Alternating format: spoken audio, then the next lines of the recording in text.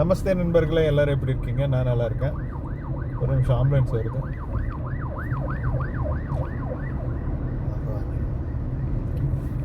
ஞாயிற்றுக்கிழமை இன்றைக்கி வேலையை ஆரம்பித்தாச்சு. வாங்க, என்னோட சேர்ந்து நீங்களும் பயணம் பண்ணலாம். ஃபோர்ட் எலிஸாவை ஒரு ரவுண்டு சுற்றி காட்டுறேன். வணக்கம் நண்பர்களே. ஞாயிற்றுக்கிழமை காலையில் 2வது பயணியை பிக்கப் பண்ண போயிட்டுருக்கோம்.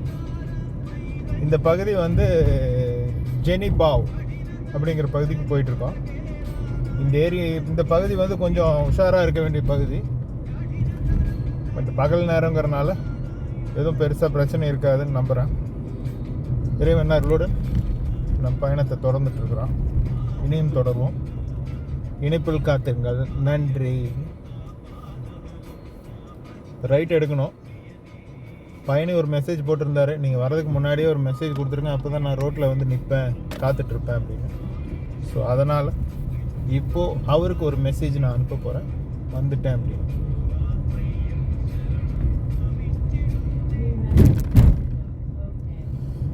ஒரு பெரிய பள்ளம், மெசேஜ் அனுப்புகிற ஸ்பீடில் பள்ளத்தில் விட்டுட்டேன்.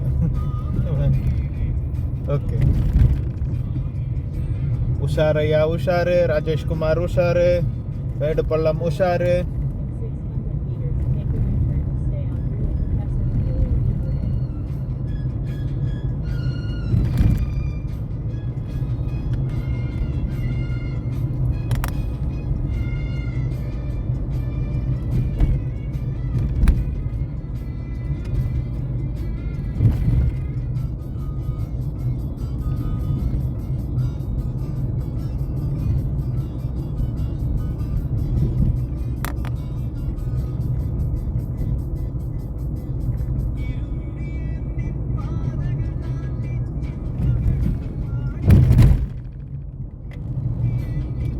மழை அதிகமாக வந்தனால ஏகப்பட்ட பள்ளம்.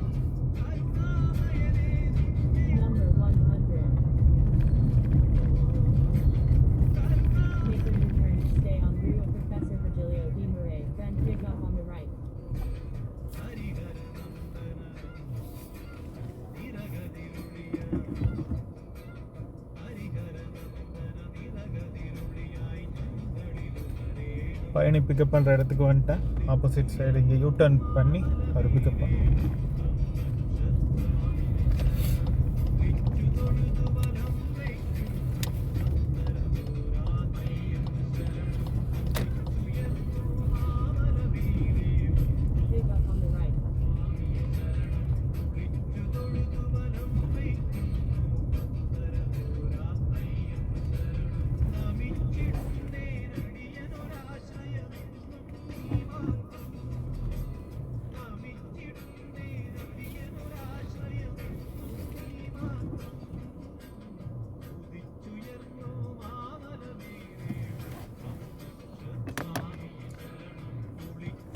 பயணிக்காக காத்துட்ருக்கேன்.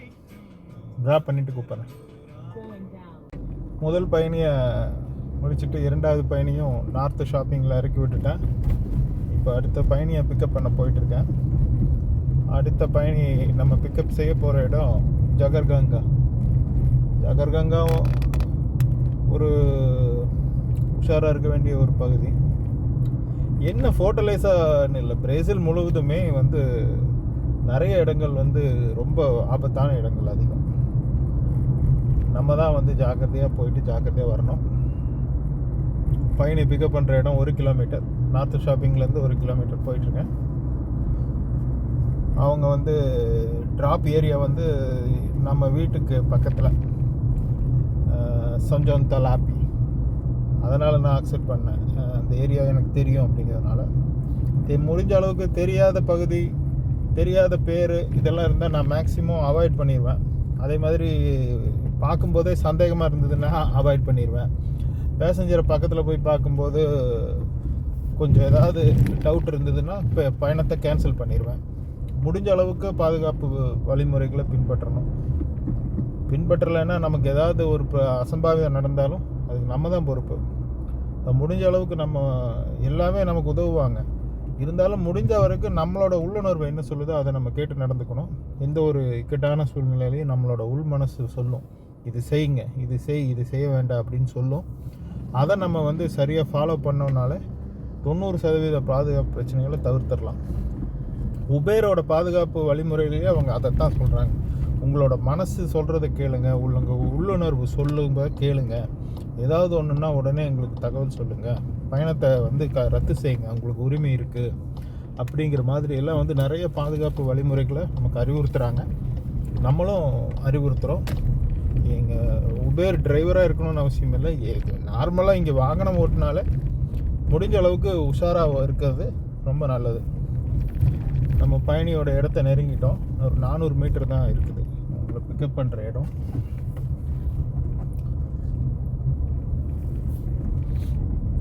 இந்த இடம் ஒன்றும் பெருசு, இந்த ஏரியா ஒன்றும், இந்த தெரு ஒன்றும் பிரச்சனை இல்லை. அடுத்த தெருவில் ஏதாவது பிரச்சனைகள் இருக்கலாம். எதுக்கு நம்ம எப்பவும் போல் உஷார் ஐயா உஷாரு, ராஜேஷ்குமார் உஷாரு அப்படின்னு இருந்துக்காண்டி அங்கே பாருங்க எவ்வளோ புறாக்கள் அழகாக பறக்குது. ஆஹா, அப்படியே முன்னாடி புறா பறந்து போகுது. புறாக்கள் உட்காண்ட்ருக்குது. மரத்தில் நிறைய உட்காண்ட்ருக்கு, வேப்ப மரத்தில்.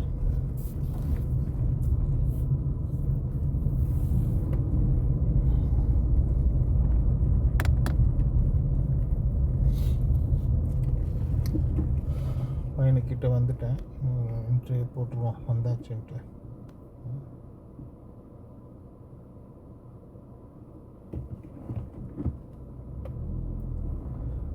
இப்போது ஒரு 100 மீட்டர் முன்னாடி காரை நிறுத்தி நான் வந்துட்டேன் அப்படிங்கிற மெசேஜை அவங்களுக்கு அனுப்பியிருக்கேன். அங்கே வெயிட் பண்ணுறாங்க அவங்க தான். ஓகே, ஏன்னா இந்த மாதிரி இடத்துலலாம் முன்னாடியே நம்ம எல்லாமே தகவல் அனுப்பிச்சிட்டு அங்கே போய் உடனே பயணி பிக்கப் பண்ணுறது தான் நல்லது. ஸோ அதை தான் நானும் செய்கிறேன்.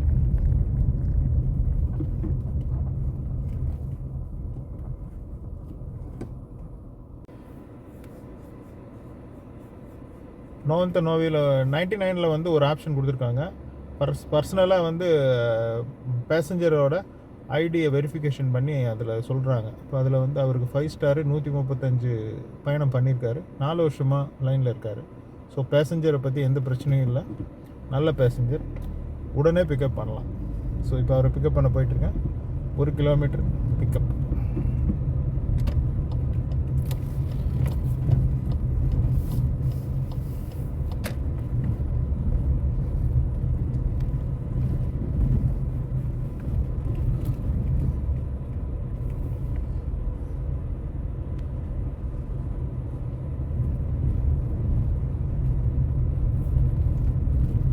இப்படி நம்ம வந்து இந்த 99 வந்து இந்த ஆப்ஷன் இப்போ தான் அறிமுகப்படுத்தியிருக்காங்க. ரொம்ப நல்ல ஆப்ஷன். நேற்றுக்கு நைட்டு நான் ஒரு பயணம் பண்ணேன். நைட்டு இதே மாதிரி வெரிஃபிகேஷன் பார்த்துக்கிட்டேன் பேசஞ்சரை. ஓகே, பேசஞ்சர் இதே மாதிரி தான் 4 வருஷமாக அப்ளிகேஷன் யூஸ் பண்ணிகிட்ருக்காரு. ஸோ அவரோட CBF verification okay, payment verification okay, everything பர்சனலாக அவங்க வந்து பேசஞ்சர் நமக்கு வந்து ஓகேன்னு 99 ஒரு சர்டிஃபை பண்ணியிருக்கான். ஸோ அதனால் நம்ம வந்து தைரியமாக அந்த பயணியை பிக்கப் பண்ணலாம். சரி, அவரை வந்து பயணத்தை ஏற்றுக்கலாம். இது ஒரு நல்ல பாதுகாப்பு வழிமுறை. இது ரொம்ப நல்லா இருக்குது. அதனால் நான் வந்து நேற்றுக்கு 56 ரியாஸ், கிட்டத்தட்ட 3 பயணம் 99 பண்ணேன். இன்றைக்கி இது 2வது பயணம். ஸோ 99 பரவாயில்ல. நான் அதிகமாக பயணம் பண்ணதில்லை. ஆனால் இப்போது தினமும் வந்து நம்ம பெட்ரோலுக்கு வந்து 7 ரியாஸு, 8 ரியாஸு, 6 ரியாஸு, 5 ரியாஸுன்னு தினமும் எனக்கு டிஸ்கவுண்ட் கிடைக்குது. ஸோ அதை நான் யூஸ் பண்ணிக்கிட்டு இருக்கேன். ஸோ அதை யூஸ் பண்ணிகிட்டே இருக்கிறனால சரி நம்ம அந்த அவங்க கொடுக்குற டிஸ்கவுண்ட்டுக்காவது ஏதாவது பயணம் பண்ணணுமே அப்படின்ட்டு டெய்லி 1-2 பண்ணுவேன். ஸோ ஆனால் இது இப்போ நேரத்துலேருந்து இந்த ஆப்ஷன்லாம் பார்த்தோன்னா ரொம்ப சந்தோஷமாக இருக்குது. ஓ பரவாயில்ல, நம்ம இந்த ஆபத்தான பகுதிக்கு போகும்போது இதெல்லாம் நமக்கு ரொம்ப உதவியாக இருக்கும். பேசஞ்சர், நம்ம பயணம் பண்ணுற பேசஞ்சர் பற்றி எந்த பிரச்சனையும் இல்லை. அவர் வந்து நீட்டான ஆள், அவர் வந்து பிரச்சனை இல்லாத ஒரு மனிதர்னு நமக்கு கம்பெனி வெரிஃபை பண்ணி சொல்கிறது நமக்கு பயண கோரிக்கையை ஏற்றுக்கிறதுக்கு ஒரு சந்தோஷமான மனநிலையில் நம்ம பயணத்தை அக்செப்ட் பண்ணி பயணம் செய்யலாம் அப்படின்னு ஒரு நல்ல ஒரு விஷயம். எனிவே, பயணியை பிக்கப் பண்ணுற இடம் வந்துடுச்சு. 730 மீட்டர் அதில் அவர் இருக்கிறார்.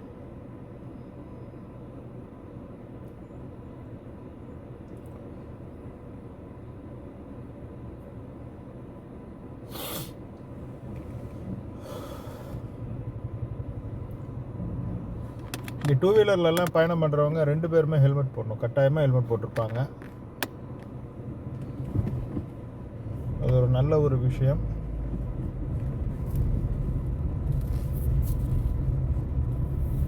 இன்னைக்கு ஞாயிற்றுக்கிழமை அப்படிங்கிறதுனால போக்குவரத்து நெரிசல் குறைவாக இருக்குது.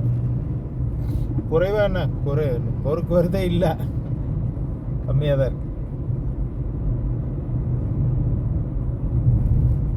நம்ம பயணியை நெருங்கி போய்கிட்டு இருக்கோம். 500 மீட்டரில் பயணி இருக்கிறாரு.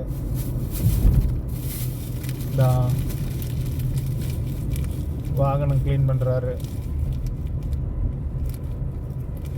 இவருக்கு இன்றைய உணவு பொட்டலத்தை கொடுப்போம்.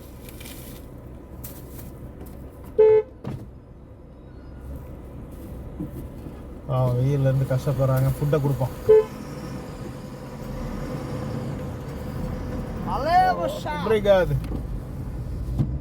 மகிழ்ச்சியாக வந்து வாங்கிட்டு போனார். இன்றைய ஃபுட்டு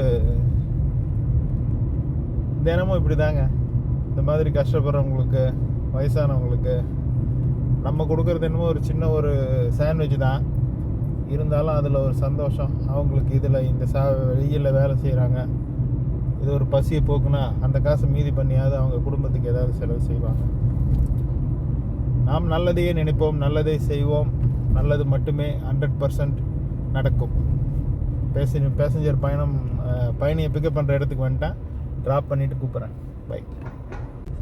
ரொம்ப சிறப்பாக பார்த்தாரு. அப்புறம் இடையில சிக்னலில் நிறுத்தி ஒரு மனநோயாளிக்கு வந்து உணவு கொடுத்தேன், அதையும் பார்த்தாரு. பார்த்துட்டு பேசினார் என்கிட்ட, ரொம்ப நல்ல விஷயம் பண்ணுறீங்க, கீப் இட் அப் அப்படின்னாரு. சரிங்க சார் அப்படின்னு சொன்னேன். எனக்கும் ஒரு மகிழ்ச்சியாக இருந்தது. சரி, மற்றவங்களுக்கு நம்மளும் ஒரு முன்னுதாரணமாக இருப்போம். இங்கே ஒருத்தர் நிற்கிறாரு, அவருக்கும் உணவு கொடுப்போம். ஒரு பேக்கெட்டை இல்லை, பசியில் நிற்கிறாங்க பாவம்.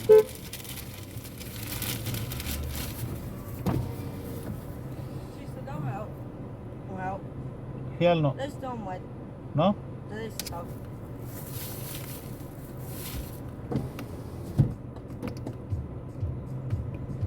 இப்போ சிறுவனுக்கு பணம் தான் வேணுமா, உணவு வேண்டாமா?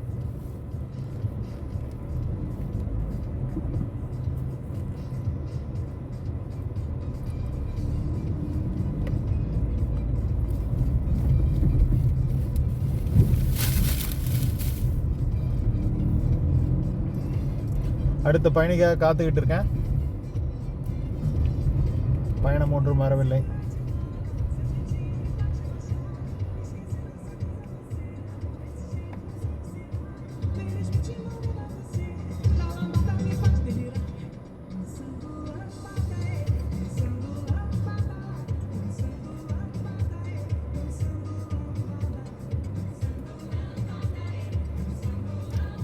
உபேர் ஆன் பண்ணுவோம்.